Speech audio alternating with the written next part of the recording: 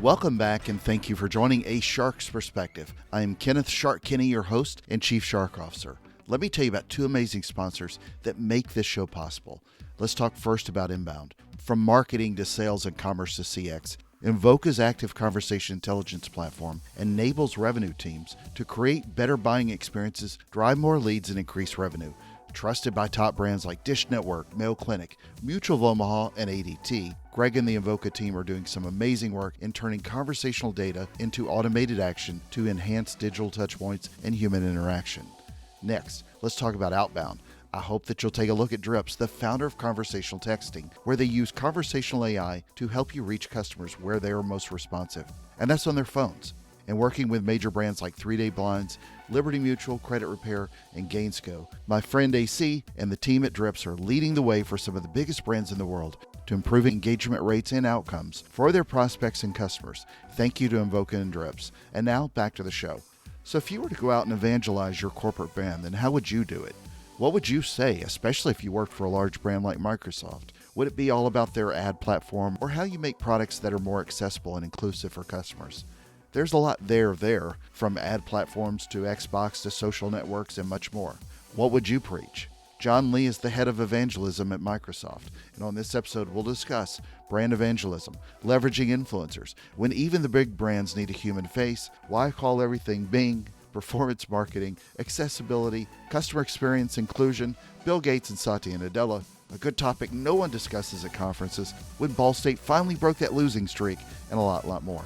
So let's tune into a Microsoft preacher, if you will, with a shark whose sermon is better marketing and advertising on this episode of A Shark's Perspective.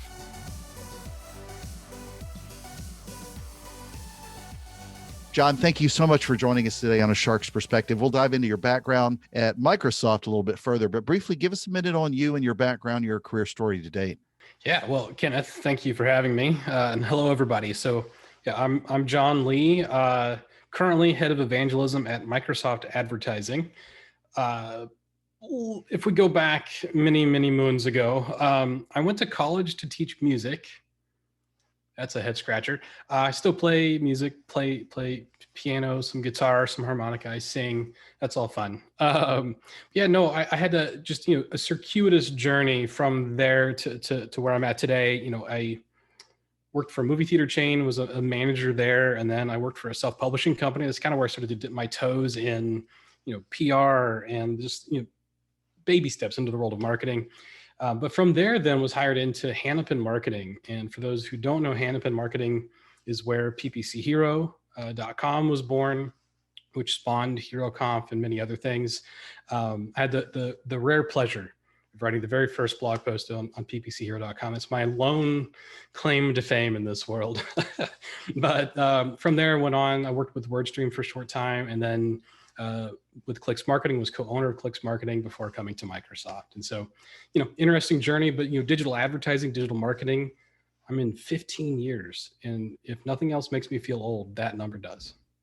Good. So I know you through the DigiMarcon conference where we both spoke, but tell me a little bit about your role as head of evangelism at Microsoft and how you also act as a speaker for them. Yeah, for sure. Well, evangelism, that's one of those fun tech terms. It is this, it's being out and about, talking about the brand, talking about our products and features in the work that we're doing, whether that's speaking, doing interviews like this, writing. I do a lot of writing, but my job also encompasses some other elements. So I manage a community of influencers and media individuals, and that's a great way. You consider it a feedback loop, right? I'm providing information, but they're providing feedback. We meet monthly, and internally partnering with, my direct peers in brand marketing, but across the entire marketing organization, sales, et cetera, to think about how are we bringing these amazing features, these amazing products to market, and how are we going to talk about them with our clients and with the industry at large. So it's a multifaceted job. It's a big job, but I very much love it. Go a little bit further into how you're working with influencers, because I think it's really interesting. I'm always curious to see, as this Microsoft continues to evolve, how you have also evolved with influencers. Kind of dive into a little bit of that role. Yeah, for sure. Well, I'm in a rare position in that I've been able to see it from both sides. And so the influencer community that I manage, once upon a time, I actually was a part of when I was still on the agency side. And so being able to see it from both perspectives is pretty darn cool. But how I think about it is it's very much relationship building, right? I am a people person. I can talk to much like you, Kenneth, right? Can talk to anybody about anything for as long as need be. And I love every second of that. So that's a big part of it, is just basic communication. But these individuals, the way things are set up, they consider me as the lightning rod, right? If they've got a question about what's going on, if maybe they're going to be giving a presentation, they're writing an article, I'm the guy, right? That they're going to come to and ask for, hey, can we go a little bit deeper on this particular topic? Or do you have any, just some slides maybe that would give me the perspective I need to take that and talk about it? That's definitely, again, I'm that guy. But within the context of our regular cadence of meetings, like I was alluding to earlier, it's an opportunity for me to come to the table and talk through, okay, here's what you might have missed since we last talked, whether that's some content we published or a feature that, maybe it wasn't a marquee feature, but still something that's important. But then I'm going deep into, all right, here's the roadmap. And these folks are getting an early look, right? Weeks, months down the line. Oftentimes when appropriate, I'm bringing our product marketing managers, bringing our engineers into that call to speak to the product. But most importantly is to answer questions, right? So most of these folks, even our journalist friends that are part of this group, they understand this industry, and they all have such wonderful perspective on what is happening, and they're able to ask the right questions. And so we are giving information, but we're also getting so much more back, right? Yeah. That's what I love about it. It's truly a feedback loop. And then, honestly, a lot of these people I've been able to partner with on content, whether, I'm inviting them to join me on a webinar or, co-opting some sort of a presentation. And that for me, it's just a red thread. That's fun. But it's also another way that we're all kind of helping each other just, improve the industry at large. Microsoft's such a massive brand, though. It's been around for decades now. It's been a powerhouse, both in B2B and B2C. What is the solution that influencers are helping Microsoft fill with a brand name that's so well known, right, and respected and trusted as well? So that's a really big question, but a good one. What I would say is that I personally am blessed. I work for an organization, Microsoft Advertising, that is blessed to have the support of to your words, a massive corporation that is Microsoft behind us and supporting us. As any big corporation it is made up of smaller units. And Microsoft Advertising, you could think of us much like Canva. I mean, I think we're older than 10 years. We're definitely older than 10 years, but not by much. And so consider us a startup within the context of big bad Microsoft. So with that in mind, we are also, the underdog brand to Google Ads, right? Just I'll name drop them, right? I mean, when you think search, we're the two major players. You can say their name. Well, no, I won't go. We're not going down that road. But we're the challenger brand, right? And so yes, the power of Microsoft, but we still have an uphill battle, an uphill climb to take here to bring our brand to market, to bring our messaging to market, but most importantly is to bring a very high quality product to market and land that with our existing clients, continue to grow that. But most importantly is to find new ones. And so while yes, Microsoft, and that affords us a lot of opportunity, there's a lot of work that needs to be done. And so, we do have a sizable marketing team that I'm super proud to be a part of, but we can only do so much. We can only reach so many people as individuals. And so, being an evangelist, it puts a face to a brand. Before me was Christy Olson, for those that know who she is. And even before her, John Gagnon, both of whom I consider good friends. We get to sit in this seat and take the heat sometimes, take the fun stories, the good, the good and the bad. But most importantly is to partner with people. And that's really a Microsoft mantra as well as a Microsoft advertising mantra, is we want to partner with our clients, partner with, again, individuals as influencers. It could be, tool providers, you name it. It's all about partnership. And so that's really the relationship that we're building there, is let's partner together. Your feedback, influencer, is going to make our product better. And, me giving you all this wonderful information that you can, hopefully take and talk about, blog about, speak about, is going to reach those customers, those clients that maybe I couldn't on my own. And so that's, it's a symbiotic relationship that truly, multiple organizations within Microsoft and other businesses rely heavily on. Yeah, it's a great point, especially when you think of how large of a company it is and how well known it is. If Bill Gates takes a vacation and they grab a photo, that becomes a national news story more than some big, massive Microsoft product launch that can't get attention. So it's almost cannibalistic when you achieve the level that he has. And he has been with the company in 2 decades? Right. Well, chairman or a of the decade board plus. and all Yeah, that chairman of good the board. stuff. But he's not making the day-to-day decisions. Exactly. Talk a little bit about your role in speaking at conferences, which is, again, how we met. Yeah. So I've been, I'll use the quote unquote on the circuit phrase. 2013 or so. I had been blogging well before that. I think for like 6 years aggressively before that, sometimes multiple times a week, much to my detriment and mental health. But wink, wink to all my copywriter people out there, right? But started speaking around 2013. And so not a new thing for me. And for anybody that has seen me present, or anybody that just knows me, I am me. Like, when you get John, you get John, whether I'm on stage, whether I'm talking to, like right now with you, Kenneth, talking one-on-one in a meeting with my peers and teammates, I'm me. So that means I'm a little goofy. I know a little bit about a lot of things. And, I'm quick on my feet, and all of those skills have, wow. It's like a superpower, right? I can just show up with some knowledge, but most importantly, be able to, stitch together a story, get a couple of smiles. If I get a laugh, that's a win for me. But most importantly is I've landed a few points and I'm getting questions that I'm like, yep, they listened, they heard, and they're processing. And so they're asking the right questions. That's a win-win-win, I guess, for me. I love that. And I miss the in-person part of it, the networking and all of that goes with it. But speaking is truly a treat. And so I've spoken on a lot of things, all the nuts and bolts of paid search. I've not actually presented on anything in the SEO world, even though I did SEO for a few years a while ago.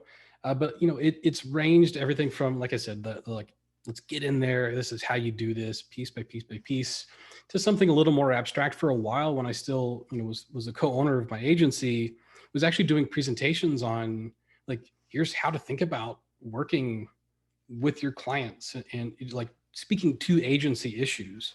And that was actually fun. It was a nice break from talking about, bids and keywords and ads and everything else. But, in my time at Microsoft, before this role, I was in learning and development. And so I kind of was presenting often in facilitating training and, just, helping be the brain and sometimes the voice behind online training. It's a different form of presentation. And so it's something that's, I don't know, it's carried with me all along and definitely helped me get into this role for sure. Let's talk a little bit further about Bing and advertising in particular, because again, started in your role with PPC Hero, and where you were also helping evangelize a lot of the Microsoft advertising. Where do you see Bing standing up against the 800-pound Google gorilla, if you will? Sure. Because it's still a good platform for advertising. Well, so I'll start by just providing a little bit of color commentary or context to say we have Microsoft advertising, which is an ad platform for search, also native. And we also have, our retail arm in Promote IQ, or PIQ as we call it internally, right?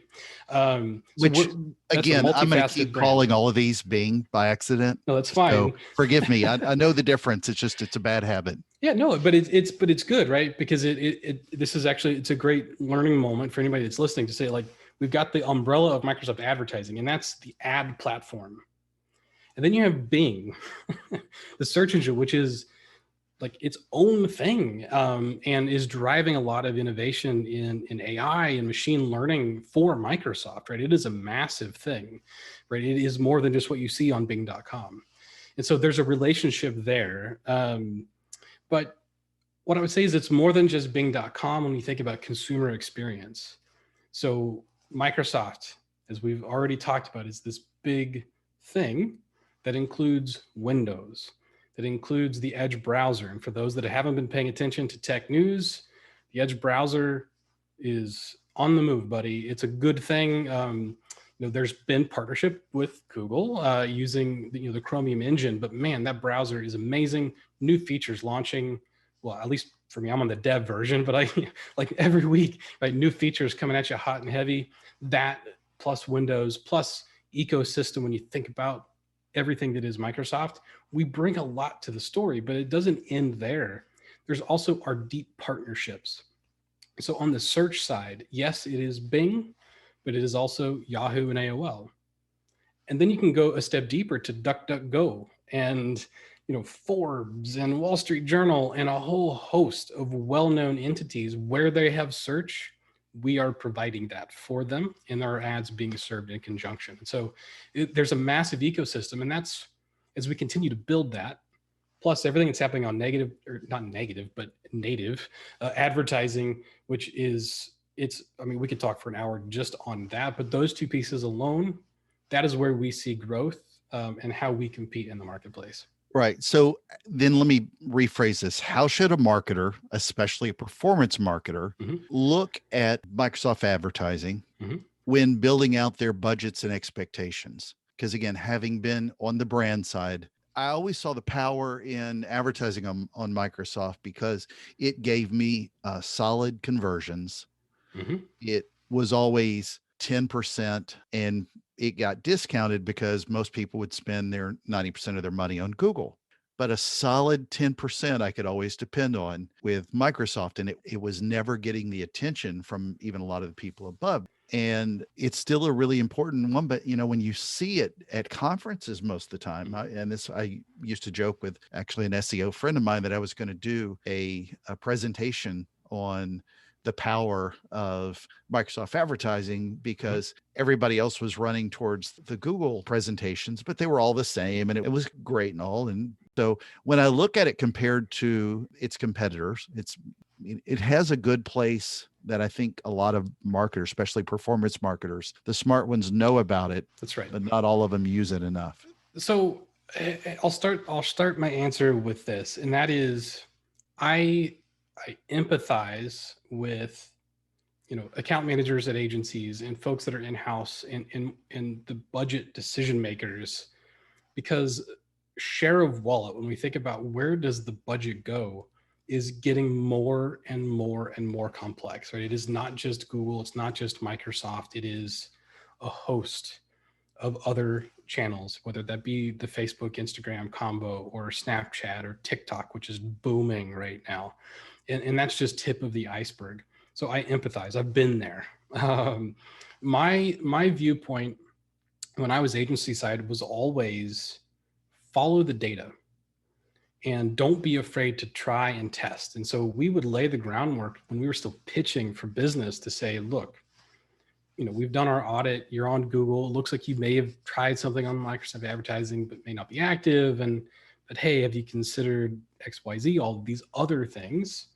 And so we want to make sure that as we move forward, that we set aside time, priority, and most importantly, budget to test these different things, and then just work with them to prove that out. And almost always with Microsoft advertising, but even other channels that they hadn't tried yet, we would be able to find that little nugget, right? That something that's working, and take it and grow that. And, that's how you win people over, right? It is follow the data. So I'll start there. When you think about Microsoft advertising, let's just talk search. I mean, it's what, 1 in 3 searches when you think desktop, and it's 2 out of every 5 if you think about all device types. So yes, Google's going to dominate when you think search. Fair. I can't argue against that. But when you think about a pie, you've got a pie, and you're buying a pie at the store. Are you going to buy just 3/4 of a pie, or whatever that ratio is? No, you're going to buy the whole damn pie. So when you think about search, why wouldn't you get the whole pie? Do what you need to do in Google and give Microsoft Advertising a shot, and then follow the data. And so to your point, did this, I think I even shared the video with you, did a goofy myth busting thing a little while ago, around what are some common misconceptions. All right, Microsoft advertising is only for B2B. It's only for old people, all these things. And while that may have been somewhat statistically true years ago, not anymore. So from a gender perspective, it's pretty much equal, 50-50, men and women. Age-wise, shame on me, I don't remember the number off the top of my head, but like 40-something% is 45 or lower, which is prime age demographic. And then when you think about market, verticals, we do well in travel, in healthcare, tech and telco, all of these big verticals. And what's really interesting is looking at the charts of search volume and search share based on some of those verticals. We actually do better, right, in some of these verticals than the average. And my last anecdote, I heard you mention 90-10. I feel like everybody I talked to has had a different ratio of where they had their clients between Google and Microsoft in the past. I mean, I had clients for a while that I was running like closer to 60-40. And I think it's one of those things, everybody's going to be different, right? It's different, but like, and I remember that particular client, my account rep at the time, they're like, this is amazing. She's like, and when you tell me this share of wallet data, like what you're spending on Google versus us, that's accurate. I'm like, why would I lie? They're like, that's amazing. And I'm like, well, but it's to your working. point, you got to follow the data. That's At right. the end of the day, if you have a good customer come as a result of it with affordable click rates and ultimately affordable, not just on a click-through rate, but on a cost per customer, I mean, Correct. this is the data that you need to follow, not preconceived notions. Now, people are still going to start their budget for the most part with how much they're going to allocate towards Google. Mm-hmm. But you can't with any channel just follow only that path, Correct. follow a siloed path and ignore the other channels. Again, TikTok, to that point, wonderful example. It's not all Gen Zers. And that's right. It is a weird combination of demographics. It's very interesting demographics. But since we're going back to the pie, we'll call Microsoft ads in a chicken pot pie, you'd be the vegetables. I love that. I love that. I mean, I do like the meat, but it's not pot pie without veggies. Exactly. All right. So I want to talk a little bit about your presentation that I saw you recently give, which covered a lot of marketing with purpose, which is also, as the friend I mentioned, Ben Tamlin, that I've heard him speak to as well. But I found it interesting that Microsoft, on multiple occasions that I've seen them speak at conferences, have done a very impactful, sort of at the heart, less about Google ads and SEO. Right. And so your presentation was talking about marketing with purpose, driving growth through trusted brand experiences. One of the really moving videos that you showed was the gentleman who he was born with some sort of deformity, and correct. Yeah, he didn't have hands, hands right? and digits. And he talked about how the package came to him from when he got his Xbox. He couldn't even put into words. He obviously did it in the video in words, but he couldn't put it really into eloquent words that made him feel comfortable of how much it made an impact on his life of what Microsoft and Xbox did for him. And so kind of set up that story about the gentleman in particular and talk about why telling those kind of stories is important to you and important to Microsoft. Yeah. So we as Microsoft Advertising, a lot of the work that has gone into research and piecing through what is that data telling us, right? And when I say research, I mean surveys, right? Actual surveys with marketers and clients, and the list goes on. A lot of people touched in that to give their feedback of what is this idea of brand trust and brand loyalty, and how does a business get there? All of that came together into Marketing with Purpose, and a hat tip to my peer MJ DePalma, who's really been the tip of the spear for that work. I'd be remiss if I didn't mention that. But to your specific question, so that video was a gentleman who is a streamer. Here we go, a video game streamer, right? Like, this guy plays games online on video, right, for people to watch him on Twitch. He was probably on Mixer before. I'm sad face, no more Mixer. But he's somewhat well known, right, in the gaming space. And yeah, his video is all about when he ordered the new Xbox Series X and he received the package. I mean, he was in tears. And the first time I watched that video, I was in tears, just explaining how, so I don't know how they did it. They being Microsoft, it's like, I don't know how they did it, but they designed a package for me. All I had to do was undo this little bit of tape and the box just opened. And there it was, right? Easy access. So it didn't matter that he didn't have hands. He could still open it up and get to the product. And so that's this idea of inclusivity. And in that case, inclusivity in product design and in packaging design. And obviously we're coming at it from a marketing perspective. And so that's why it's Marketing with Purpose, and thinking through how do we approach, our copy, our images, our videos, just how we show up to be inclusive. And when you do that and you do it in an authentic way, that is how you win people over, right? It is brand loyalty. And one of the words that came out of this is love. It's not just loyalty, but you can have individuals, customers fall in love with you and your brand. That's powerful. But it goes both ways. And I actually read an article on Media Post just yesterday, actually, that was speaking to the same thing. And that's this idea of brand trust.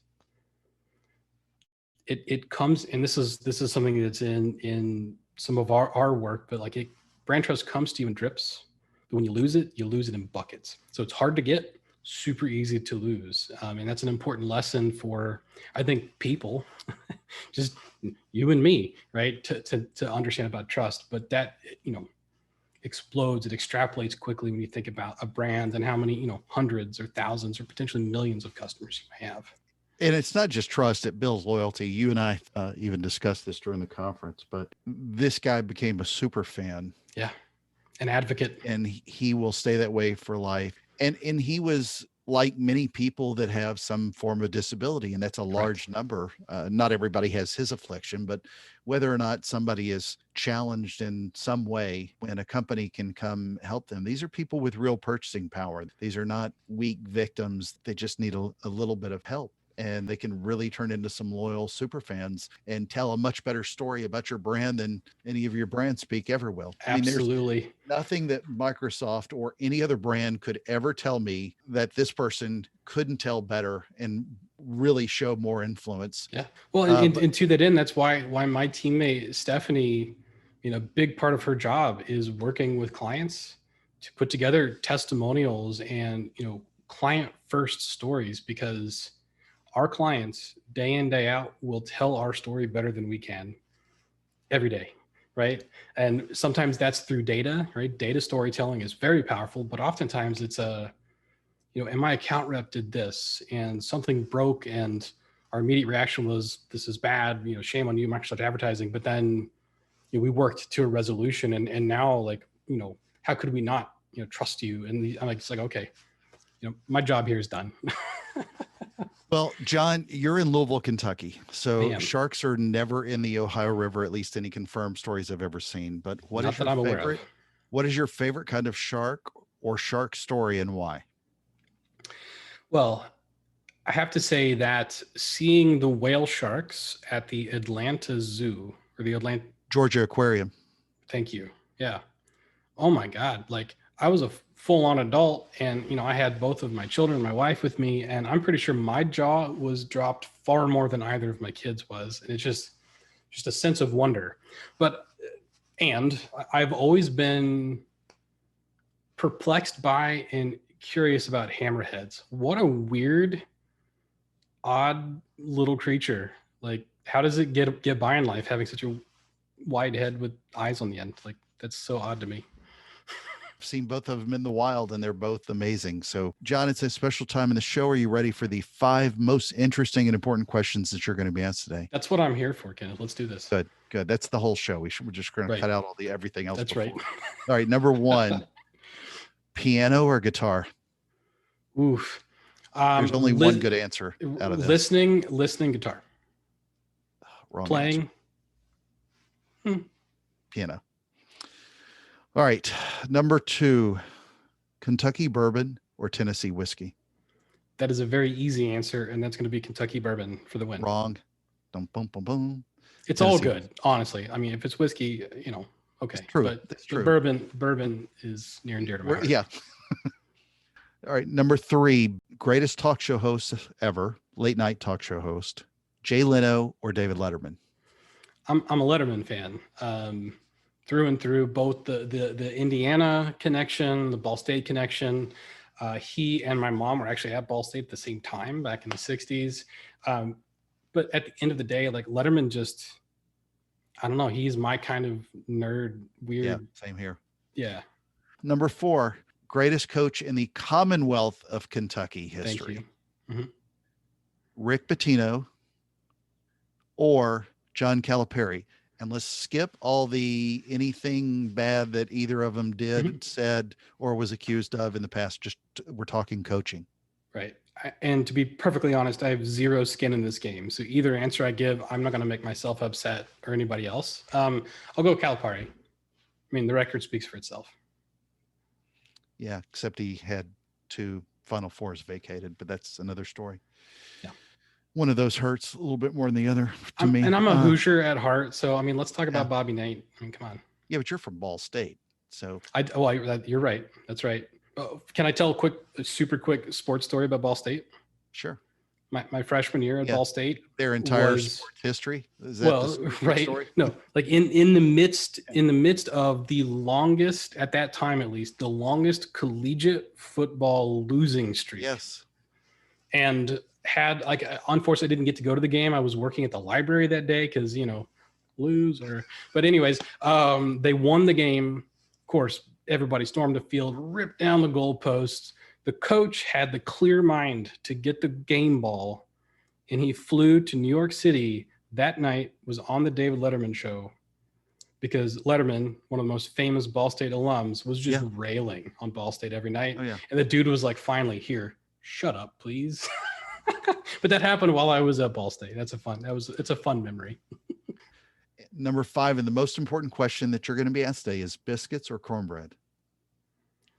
Man, that one hurts, Kenneth, because I don't really do bread anymore of any sort. Man, Indiana there's like a contextual element to this too, right? Like biscuits and gravy, but then and you're that Indiana corn connection, I know, but like cornbread and chili, cornbread and beans, like, oh man, I'll vote cornbread. Okay. All right. So John, we don't want people to Google you, but Bing you instead. That's correct. Bing it. To be politically correct. But where can people find out more about you, follow your work at Microsoft and more? Yeah, fair enough. I'm on Twitter at John_A_Lee, LinkedIn, the John A. Lee. John, thank you so much for being with us today on A Shark's Perspective. Thank you, Kenneth, for having me. It was a blast, and I will never forget getting asked questions about cornbread versus biscuits and Yahoo.